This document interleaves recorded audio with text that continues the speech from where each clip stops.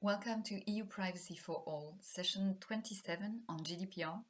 Article 33, Notification of Data Breaches to Supervisory Authorities.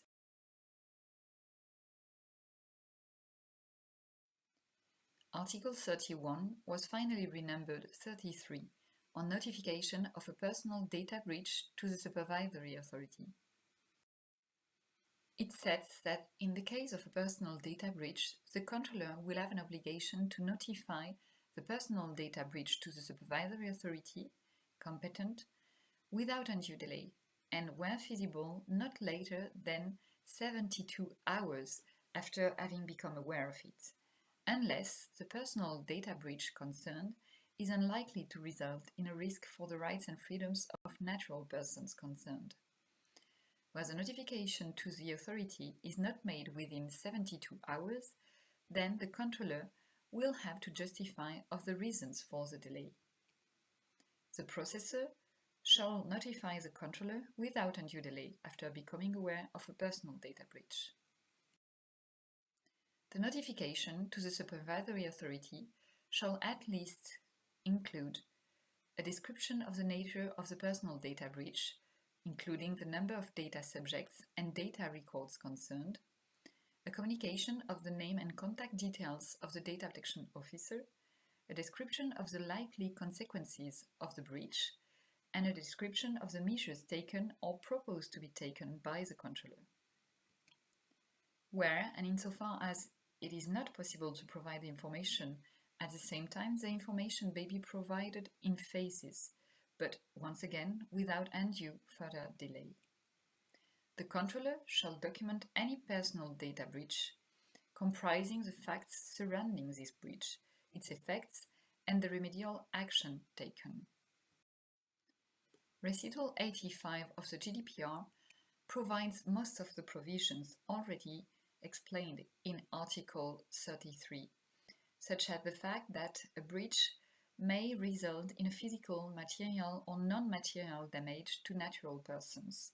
and the obligation of the controller to notify without undue delay, and if possible within 72 hours after having become aware of the breach, unless the controller is able to demonstrate in accordance with the accountability principle that the personal data breach is unlikely to result in a risk for the rights and freedoms of natural persons, and justifying the reasons for any potential delay. Recital 87 and 88 are built on the notion of risk. In the first provision, it is mentioned that whether all appropriate technological protection and organizational measures have been implemented to establish immediately whether a personal data breach has taken place and to inform promptly the supervisory authority, it should be ascertained, and the gravity and nature of the personal data breach and its consequences and adverse effects for data subjects should be assessed, and may result in the intervention of the supervisory authority. In Recital 88, the format and procedures applicable to the notification should be assessed, taking into consideration the circumstances of the breach and whether or not personal data had been protected by technical and organizational measures, effectively limiting the likelihood of identity fraud or other forms of misuse. In Article 4.12, personal data breaches are defined as breaches of security leading to the accidental or unlawful destruction, loss, alteration, unauthorized disclosure of or access to personal data transmitted, stored, or otherwise processed.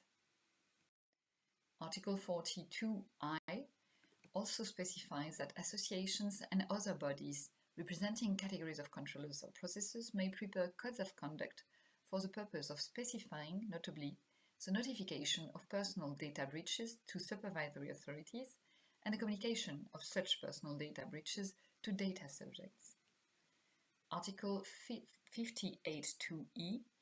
lets that each supervisory authority shall have the following investigative powers: to order the controller to communicate a personal data breach to the data subject.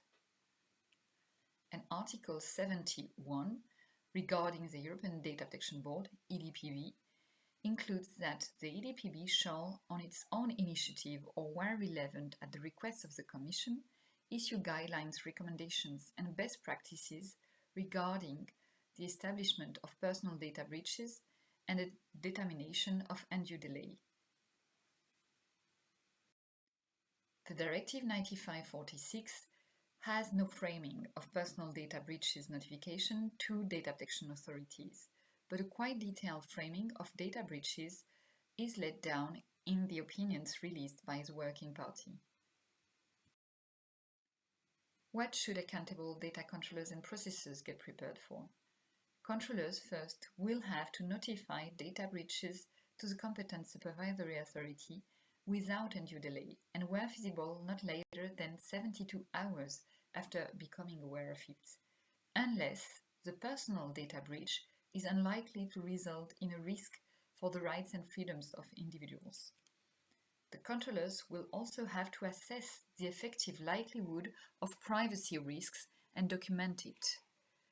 If not notifying within 72 hours, they should hand over a reasoned justification on the reasons why.